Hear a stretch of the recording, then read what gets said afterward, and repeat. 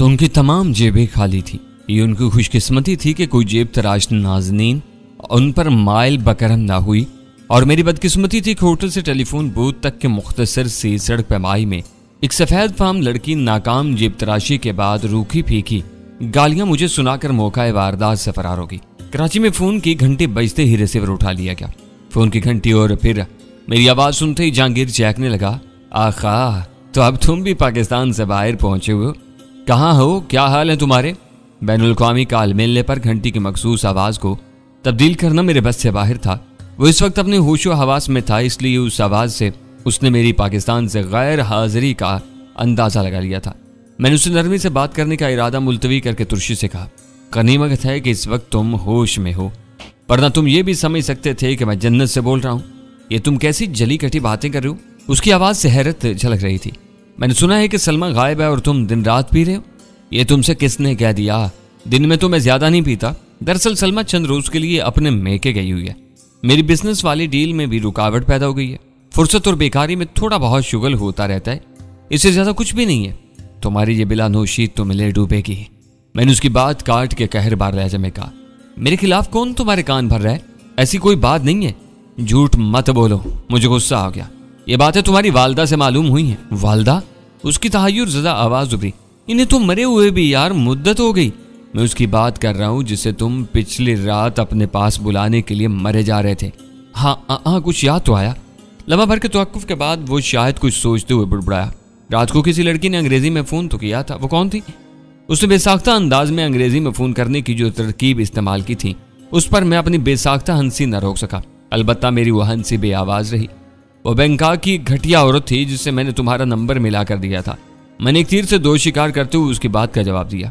एक तरफ मैंने उसे ये तासुर दिया था कि मैं मगरिब के बजाय मशरक की समत में निकला हुआ था, दूसरी तरफ वीरा और गजाला की तरफ से उसका जहन हटाना चाहता। मेरे जवाब से उसे थोड़ा सा हौसला मिल गया और उसने कहा, खुद बैंकॉक में घटिया औरतों के साथ अयाशियां करते फिर रहे हो और मुझे घर में पीने पर लानत मुलामत कर रहे हो। मैं किसी अयाशी के लिए यहाँ नहीं आया हूँ। तुम मेरी मजबूरियों से अच्छी तरह वाकिफ हो। हमेशा की तरह इस मरतबा भी मेरे खून के प्यास से मेरा सुराग लगाने के लिए तुम्हारी तरफ मुतवज्जा हो सकते हैं। ओह, यानी फिर कोई बड़ी गड़बड़ होने का खतरा है। असल सूरत हाल का इदराक होते ही उसकी आवाज़ में गहरी संजीदगी ओत कर आई। तुम्हारे पास किसी का कोई मुश्तबा फ़ोन तो नहीं आया था?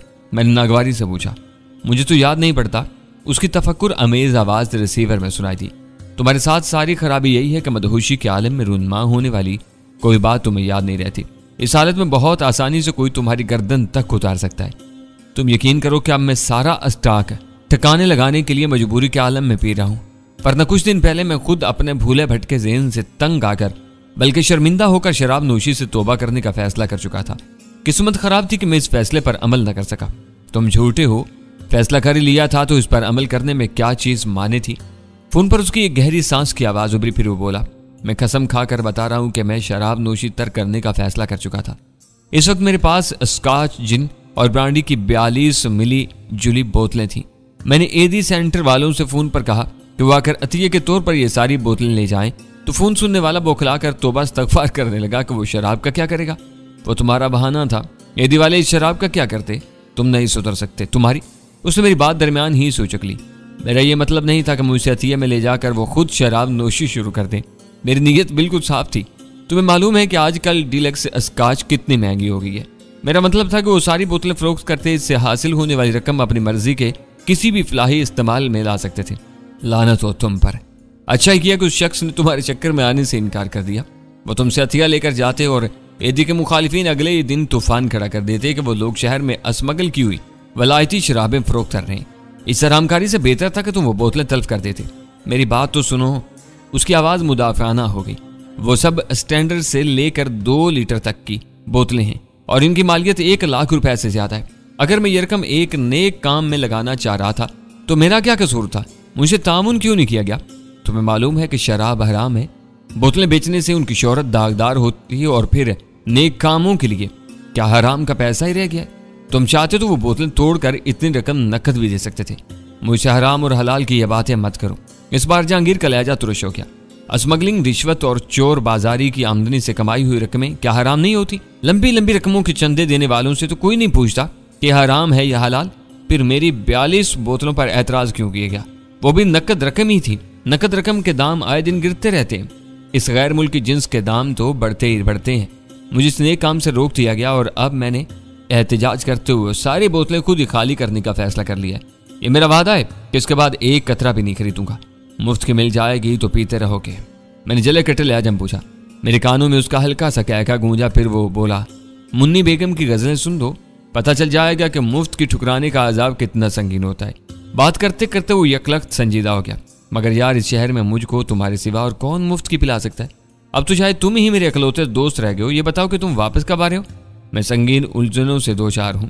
अब में से कोई भी फ्लैट पर नहीं है। हम अपनी जानें बचाते फिर रहे हैं। मैंने उसे एहसास दिलाने के लिए असल सूरत हाल में कुछ रंग आमेजी करते हुए कहा, अपनी 42 बोतलें तुम बाद में भी खत्म कर सकते हो। आजकल जरा होश में रहने की कोशिश करो। अपनी गफलत या मदहोशी में तुम मारे गए तो तुम्हारे ये एहसास बेकार पड़े रह जाएंगे। क्यों मुझे डरा रहे हो? खौफजदा सी हंसी के साथ उसकी आवाज आई। मैंने हकीकत तुम्हारे गोश गुजार कर दी है। अब अमल करना या ना करना तुम्हारे इख्तियार में है। इस वक्त मैं इस बुरी तरह घिरा हुआ हूँ कि तुम्हारी कोई मदद नहीं कर सकूंगा। तो क्या दूसरे लोग भी तुम्हारे साथ बैंकॉक गए हुए? उसने पूछा। नहीं, मैं अकेला हूँ। यूं समझ लो कि जिसके जिधर सींग समाए वो उसी तरफ भाग निकला। आपस में राब्ता होगा तो एक दूसरे की कोई खैर खबर मिलेगी। अगर हालात इसी कदर अबतर हैं तो समझ लो कि मैंने इसी वक्त से शराब छोड़ दी। मुझे बताओ कि मैं शहर में तुम्हारे साथियों और गजाला की तलाश के लिए क्या कर सकता हूँ? वो जोश में आ गया। फिलहाल अपने घर में मुसल्ला और चाको चो बंद रहो। दोस्तों या दुश्मनों की तरफ से कोई राब्ता किया जाए तो पूरी जहानत से कोई फैसला करना।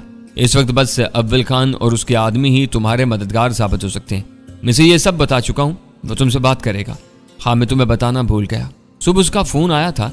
वो भी इसी किस्म की कुछ गोल मोल बातें करके मुझे मशवरे दे रहा था। मैंने उसे टाल दिया था। उसके मशवरों पर अमल न करके तुम जबरदस्त खिसारे में रहोगे। वो जो कुछ कहता है उसे गौर से सुनो, उस पर हर्फ बहर्फ अमल करो।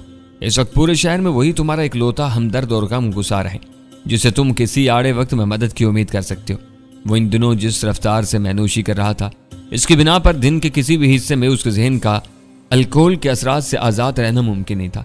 गनीमत था कि इस वक्त वो असरात माकूलियत की हद तक कम थे और उसने किसी झड़प या ज्यादा तकरार के बगैर मेरी बात समझ ली थी। हकीकत ये थी कि इन दिनों हालात बहुत ज्यादा नासाजगार और गैर यकीनी थे। गुफ्तगू के इख्तिताम तक मेरी बताई हुई तस्वीर ने उसे परेशान कर दिया था। उसकी तरफ से मुतमईन होने के बाद मैंने अव्वल खान के घर का नंबर मिला तो खुद उसी ने फोन उठाया। अव्वल खान ने रवायती पुरतपाक अंदाज में गुफ्तगू का आगाज किया। वक्त गुजरने के साथ उसका वो इज़्मेलाल बड़ी हद तक कम हो चुका था जो सुल्तान शाह के पुरस्रार अगवा के बाद से उस पर तारी था। तुम्हारे लिए मेरे पास बस एक ही खबर है कि कल हम यूनाइटेड एयरलाइन की परवाज से न्यूयॉर्क रवाना हो रहे हैं। हमसे पहले बदरी वहां पहुंच चुका होगा। यूनाइटेड? अव्वल खान की तहय्युर ज़दा सी आवाज उभरी। तुम्हारे सारे सफरी दस्तावेजात मैंने ही बनवाए थे ना? मेरा ख्याल है कि अमारात के मुसाफिर यूनाइटेड से नहीं अटलांटिक एयरलाइन से बहरे ओकियानूस अबूर करते हैं। जरा एक मरतबा फिर देख लेना, ऐसा ना हो कि परवाज निकल ही जाए। मैं देख लूंगा, मैंने बेइत्मीनानी के हल्के से एहसास के साथ जवाब दिया। अमारात वालों ने मुझे इस परवाज का सिर्फ नंबर और वक्त बताया था। पता नहीं मेरे ज़हन में क्यों यूनाइटेड जम गया। मैं होटल वापस जाकर दोबारा देखूंगा। अच्छा ही हुआ कि मैंने इसके बारे में तुमसे बात कर ली। आइज़क बेल के आदमी सफारती मरात की आड़ में सुल्तान शाह को यहाँ से निकाल ले गए हैं, मगर फिर भी अमरीकियों में सफ़े मातम से बिछी हुई है। पाकिस्तान में मौजूद हर अमरीकी को ताबूत की सूरत में अपनी वापसी का खौफ तहलाए दे रहा है। पाकिस्तान जैसे मुल्क में 20 तजर्बेकार अमरीकी कमांडोज की बैक वक्त मौत का तस्वुर इन लोगों को मुद्दतों तक आसेब बंद कर डराता रहेगा। मुझे खुशी है कि इन वैशियों को यह आसेब मेरे मुल्क की सरजमीन पर नजर आया है, वरना दुनिया का कौन सा खित्ता है जहां इन्होंने दहशतगर्दी और धांधली न मचाई हो। मुझे इन पर तरस आ रहा है। अव्वल खान की आवाज वाकई तो रहम आमेज थी। वो 20 कमांडोज बुरे अज़ाइम के साथ यहाँ आए थे और अपने कैफरे किरदार को पहुंच गए, लेकिन हमारे मुल्क में दूसरी तहकीकी और पैदावारी सरगर्मियों में मसरूफ अमरीकियों का क्या कसूर है? इन बेचारों के इस जहनी अजाब का तस्वुर करके ही मुझे एक मुजरिमाना सी खलिश सताने लगती है। यह तुम्हारी तिफलाना सोच है, मैंने काटदार लहजे में कहा। तहकीकी और पैदावारी सरगर्मियों में मसरूफ अमरीकी हमारी मोहब्बत में यहाँ नहीं आते। हमें अमेरिका और दूसरे आलमी मालियाती इदारों से भारी सूद पर जो इमदाद मिलती है, इसका एक बड़ा हिस्सा ये बंदर अपनी मराआत और तनख्वाहों की सूरत में यहाँ से समेट कर ले जाते हैं और हमारी गर्दनों में पड़े हुए कर्जों के तोक का वजन रोज बरोज बढ़ता ही चला जाता है। इन बदमाशों पर खर्च होने वाली रकूम का सिर्फ आधा हिस्सा भी हमारे इख्तियार में हो तो इस मुल्क से बेरोजगारी जैसे होलनाक इफरीत का खात्मा हो जाए। तुम्हारी यह बात अपनी जगह पर दुरुस्त है, लेकिन मेरा नुक्ता दूसरा है। हाथियों की लड़ाई में मेंढक क्यों रोंदे जाते हैं? यह हुकूमतों की लड़ाइयाँ होती हैं जो इन ही के इक्तिसादी मुआहदों के हथियारों से लड़ी जाती हैं। इसमें बेगुनाह पाकिस्तानियों और अमरीकी माहिरों का क्या कसूर है? आज के दौर में हुकूमत और आवाम अलग नहीं किए जा सकते। मैंने उसकी कज फहमी पर बल खाते हुए तलखी से कहा, जमहूरी हुकूमतें आवाम की राय से इक़्तिदार में आती हैं। अगर गलत हुकूमत मुंतखब कर ली जाए तो इसका खुमियाजा आम लोगों को ही भुगतना पड़ता है। मुल्क की सतह पर तुम्हारी बात 100% दुरुस्त है, जो बोओगे वो काटोगे। मगर ये बताओ कि पाकिस्तान में Union Texas, ICI, Lasmo, Procter and Gamble जैसे इदारों के गैर मुल्की माहिरों का क्या कसूर है कि वो यहाँ खौफ व हिरास के आलम में अपना वक्त गुजारें और इन्हें ख्वाब में भी फूलों से सजे हुए अपने ताबूत नजर आते रहें। वो अपने पाकिस्तानी शुराका से किए हुए बैनुल-अक़वामी मुआहदों के नतीजे में यहाँ आते हैं और हुकूमतों के किसी भी इख्तलाफ से कतई नज़र इन्हें सुकून से यहाँ रहने का पूरा हक हासिल है। बिल्कुल है, मैंने पुरजोर लहजा में उसकी तायद की और होना चाहिए, लेकिन इस मुकद्दस तसव्वुर को सफाक अमरीकी हुक्मरानों ने मशरूह किया है। ताकत के जोम में ये खून आशाम दरिंदे बन गए हैं, इसीलिए इनके शहरियों को दुनिया भर में खतरात लाहक होते चले जा रहे हैं। इसका बुनियादी फलसफा यह है कि हुकूमतों को शहरी जन्म देते हैं। इन्होंने जो बोया है उसे काटे बगैर नई फसल उगानी मुमकिन नहीं है। अमेरिका में आज तक किसी बड़े नस्ली या लिसानी साहनी की खबर नहीं आई। अव्वल खान न जाने क्यों इस वक्त अमेरिका की मुदाफत पर तुल गया था। वो कह रहा था वहाँ बेशुमार अफराद मारे जाते हैं, बड़े बड़े जराइम होते हैं, लेकिन इनमें असबियतों का ये रंग नहीं झलकता। इसकी एक बड़ी वजह है अमेरिका वहाँ के असल बासियों का वतन नहीं है। इन्हें बेदर्दी के साथ मौत के घाट उतार दिया गया या आज वो रेड इंडियन बनकर तारीख और पसमानदा जंगलों में रहने पर मजबूर हैं। इस मुल्क में पूरे यूरोप से आए हुए पनाह गुज़ीनों और जिलावतनों का तसल्लुत है और वही इस मुल्क पर हुक्मरान है।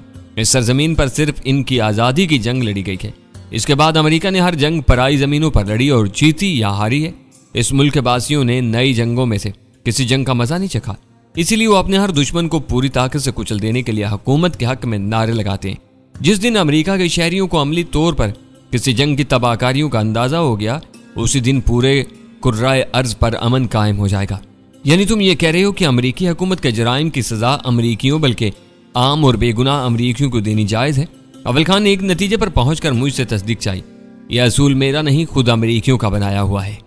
मैंने उसकी किसी गिरफ्त से बचने के लिए मुदाफाना अंदाज में कहा, आज वो खुदाई फौजदार हैं, हमें इनके बनाए हुए असूलों का एहतराम करना चाहिए। मुझे याद नहीं पड़ता कि इन लोगों ने अपनी तमाम तर बदमाशियों के बावजूद कभी ऐसे किसी नजरिए का ऐलान किया हो। अव्वल खान ने बहुत शाइस्तगी से मेरी राय से इख्तिलाफ किया। वो ऐलान नहीं अमल करते हैं। क्यूबा, वियतनाम, लाओस, कंबोडिया और अफगानिस्तान के बाद इराक इनकी दरिंदगी का ताज़ा तरीन शाहकार है। इन्होंने अपनी मनमानी बमबारी और तबाही के लिए अपनी नहीं न जाने कितनी कौमों की शानें इस्तेमाल की।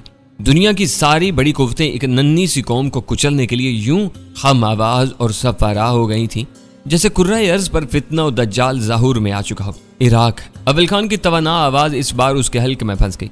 उसके साथ वाकई ज्यादती होती चली आ रही है। पूरा मुल्क खंडर कर दिया गया, फसलें उजाड़ दी गई, मदद लेना जुर्म और मदद करना गुनाह बना दिया गया। बेशुमार नौमौलूद इस बीमारी के नतीजे में अपनी माओं की कोख में सूख कर रह गए। इन सबको सजा सिर्फ इसलिए दी जा रही है कि वो सद्दाम हुसैन के हामी हैं, क्योंकि बराह रास्त इनका कोई कसूर नहीं है। और यही मेरी सोच है। मैंने उसकी बात खत्म होते हुए कहा, जब इन सियासी आजमाइशों में अमेरिका का सदर बगदाद से मोसल तक बेशुमार इराकियों की हलाकत का फैसला कर सकता है, तो अमेरिकियों के रसवाए ज़माना अज़ाइम के मुकाबले में पाकिस्तान का कोई अव्वल खान यूनियन टेक्सास या किसी और कंपनी के एहलकारों के बारे में हमदर्दाना सोच क्यों कर रख सकता है? तुम्हारी बातों में वजन है। जब वो सद्दाम हुसैन से इख्तिलाफ की सजा पूरे इराक को दे सकते हैं, तो फिर इसी असूल का इतलाक इन पर भी हो सकता है। लेकिन इंसानी हमदर्दी के लिहाज से सोचो तो ये दोनों तरीके गैर मुनसिफाना और बिल्कुल गलत हैं। तुम ये सोचते रहो और वो अपना काम करते रहेंगे। जिसे अपना हरीफ या दुश्मन तसव्वुर करते हैं, उसे बेदुरेग ठिकाने लगाते चले गए हैं। ये वही बात है जो मैं कल कह रहा था। वो ज़बरदस्त हैं, मारते हैं और रोने भी नहीं देते। अब यही देखो कि सुल्तान शाह को यहाँ से बिल्कुल मुजरमाना अंदाज में ले जाया गया है, लेकिन हम सब कुछ जानते हुए भी उसके बारे में हरफ शिकायत जुबान पर नहीं ला सकते, क्योंकि हमारे पास उनके खिलाफ कोई सबूत नहीं है। शिकायत की जाए तो झूठी इल्ज़ाम तराशी के जुर्म में वो हमारे खिलाफ कुछ भी कर सकते हैं। इन बातों को तुमसे ज़्यादा कौन जानता है? मुझे यही तो हैरत थी कि सब कुछ जानते बूझते हुए भी आज तुम इन अमरीकियों के हमदर्द और हम नवा क्यों बने हुए हो? जज्बात के वक्ती धारे में बहकर इंसान बहुत कुछ कर गुजरता है, लेकिन हमेशा पनपने वाले असूल अपनी जगह अटल होते हैं। इस वक्त मेरे ज़हन पर इन ही असूलों की यलगार हो रही थी। इसका वो मुदाफाना अंदाज मुझे बहुत पसंद आया।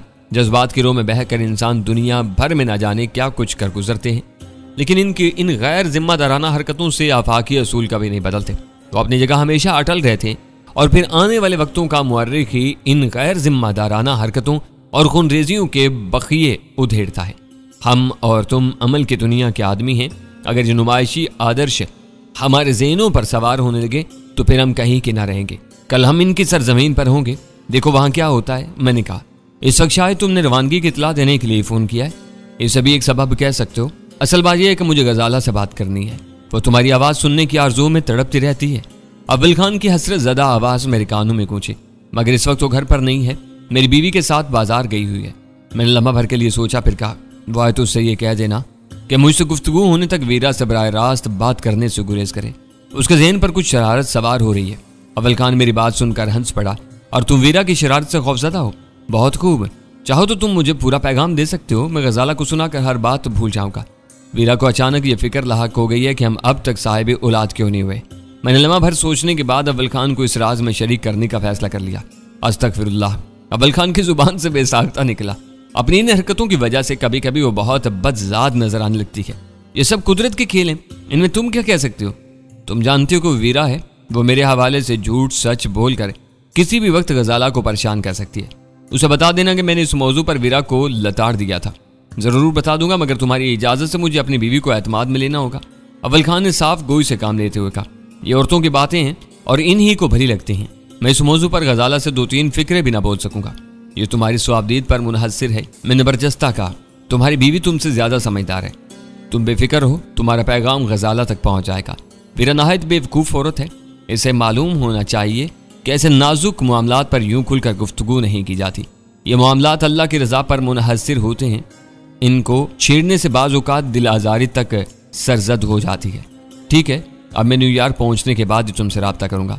फ़ोन बंद करके मैं होटल की तरफ वापस हो लिया। वीरा मुझसे पहले होटल के कमरे में मौजूद थी। उसका दरवाज़ा खोलने पर मैं अंदर दाखिल हुआ तो मसहरी पर एक बड़ा सा नक्शा फैला हुआ था। वीरा शायद इसी पर मगज़नी कर रही थी। ये क्या लिए बैठी हो? मैंने कुर्सी पर बैठकर जूते उतारते हुए पूछा। ये लंदन के मज़ाफ़ात में 100 मील का नक्शा है और काम की चीज़ है। तुम्हें इसकी क्या ज़रूरत पेश आ गई? लंदन में आज हमारी आखिरी रात होगी। नक्शा देखकर मैं ये फैसला करने की कोशिश कर रही थी कि आज शाम को रामा का रोज़ेनी को किस तरफ निकलने की दावत दी जाए। इसने दोबारा मसहरी पर चढ़कर जवाब दिया, इसके लिए इतनी अरक्रेजी की क्या जरूरत थी? हर मोटरवे कुछ देर के बाद मुज़ाफ़ाती वीरानों में जा निकलती है। इसका मतलब है कि तुमने अभी तक उससे बात नहीं की। वो मेरे आखिरी सवाल को नज़रअंदाज करते हुए बोली, मैं सोच रही हूँ कि उसे किसी मशहूर बीच या गेट वॉक पे ले जाऊँ। खैरत है कि इतनी मगज़नी के बाद तुमने ऐसा इम्काना फैसला किया है। मैंने मुंह बनाकर कहा, शायद तुम्हें इल्म नहीं कि साहिल का एक हिस्सा नंगों के क्लब के लिए मशहूर है, जहां मर्द और औरतें मादरजाद हालत में समंदर की लहरों और सूरज की तमाज़त से लुत्फ अंदोज होती। इन तमाशों की वजह से ये इलाका नजरें सेंकने वाले स्याहों में बहुत मकबूल है। ऐसी भीड़ भाड़ की जगह हमारे लिए मौजू नहीं रहेगी। मैं लंदन की गली कोचों से खूब वाकिफ हूँ, लेकिन मुज़ाफ़ात के बारे में ज्यादा बाखबर नहीं हूँ। उसने खुले दिल से एतराफ़ किया। ये भी आज ही सुन रही हूँ कि ब्राइटन पर नंगों का कोई क्लब भी है। हैरत है कि तुम इतनी मासूम और बेखबर हो। मैंने इस्तेज़ाइया लहजे में कहा, ऐसी बातें तो पहली बार लंदन आने वाले को भी मालूम होती हैं। अगर ब्राइटन बीच मौजू नहीं है तो फिर किधर जाना मुनासिब रहेगा? वीरा ने पूछा। लंदन से शुमाल की तरफ चल दो, इसके लिए मोटरवे M1 सबसे बेहतर रहेगी। वीरा दोबारा नक्शे पर झुक गई। शायद वो M1 का जायजा ले रही थी। बरतानिया में मोटरवेज बहुत मंसूबा बंदी के साथ बनाई गई हैं। हर शाहराह 2 रोइया है, जिसके दरमियान में लगी हुई आहीनी रुकावटों की वजह से कहीं भी वापस घूमना मुमकिन नहीं है। एक मरतबा मोटरवे पर चढ़ आने के बाद इस पर से मखसूस निकास के जरिए ही उतरा जा सकता है। इन मोटरवेज को कहीं भी कोई सड़क क्रॉस नहीं करती। सड़क के इतराफ में वाक़ई आबादियों को मिलाने वाली सड़कें नकास या एग्जिट से मिली हुई हैं या फिर ऊपर से गुजरती हैं। रास्ते में मुसाफिरों की सहूलत के लिए बने हुए सर्विस एरियाज में रेस्टोरेंट, बार, पेट्रोल पंप, स्टोर्स और गौसल खाने वगैरह कायम हैं। दोनों तरफ के मुसाफिरों की सहूलत के लिए सड़क पर बालाई पुल बनाकर यह बंदोबस्त किया गया है कि मुसाफिर सड़क अबूर करके दूसरी तरफ वाक़ई सहूलतों से इस्तिफादा हासिल कर सकें। सरसब्ज़दही इलाकों में जहां मवेशी पाले जाते हैं और चरागाहों में फिरते रहते हैं, वहां मोटरवे के किनारों पर ऐसी बाड़ लगाई गई है कि मवेशी सब्ज़ाज़ारों से उतरकर सड़क पर न आ सकें और ट्रैफिक की रवानी में रुकावट का सबब न बने।